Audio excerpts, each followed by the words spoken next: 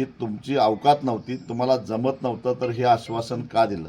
अजित पवारांना राज्याच्या आर्थिक स्थितीची खडानखडा माहिती असताना मग महायुतीनं अशा प्रकारचं खोटं आश्वासन का दिलं? शेतकऱ्याला का गंडवलं?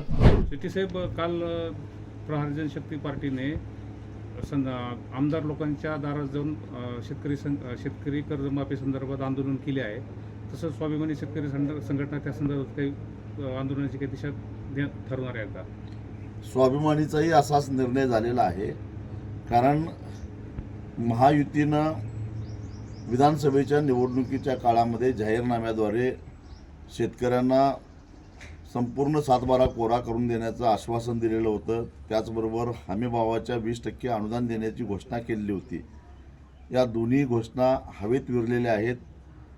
राज्यामध्ये एकूण 45 लाख कर्जदार शेतकऱ्यापैकी 23 लाख शेतकरी 31 मार्च अखेर थकबाकीदार झालेले आहेत आणि त्यांची आर्थिक कोंडी झालेली आहे. ते आशेवर बसलेले होते सरकार 7/12 कोरा करेल, परंतु सरकारनं वाटाण्याच्या अक्षताच द्यायचं काम केलेलं आहे.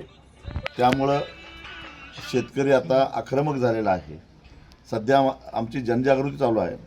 यापुढं ज्या पद्धतीनं प्रहार जनशक्तीनं सत्ताधारी महायुतीच्या आमदारांच्या दारात आंदोलन केलेलं आहे, आम्ही महायुतीच्या मंत्र्यांना आणि नेत्यांना जाहीर कार्यक्रमामध्ये जाऊन विचारणार आहोत की तुमची अवकात नव्हती, तुम्हाला जमत नव्हतं, तर हे आश्वासन का दिलं?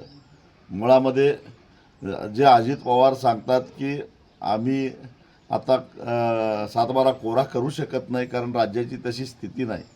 11 वेळा अर्थसंकल्प मांडणाऱ्या अजित पवारांना राज्याच्या आर्थिक स्थितीची खडानखडा माहिती असताना मग महायुतीनं अशा प्रकारचं खोटं आश्वासन का दिलं? शेतकऱ्याला का गंडवलं? हा आमचा सवाल आहे. आणि मग राज्याची आर्थिक स्थिती बिकट आहे, तर शक्तीपीठसारख्या 86,000 कोटीचे प्रचंड खर्चिक प्रकल्प महाराष्ट्रावर लादण्याचा प्रयत्न का होतो? याही प्रश्नाचा जाब आम्ही त्यांना विचारणार आहोत. त्यामुळे इथून पुढं महायुतीच्या नेत्यांना राज्यामध्ये फिरणं आम्ही मुश्किल करू.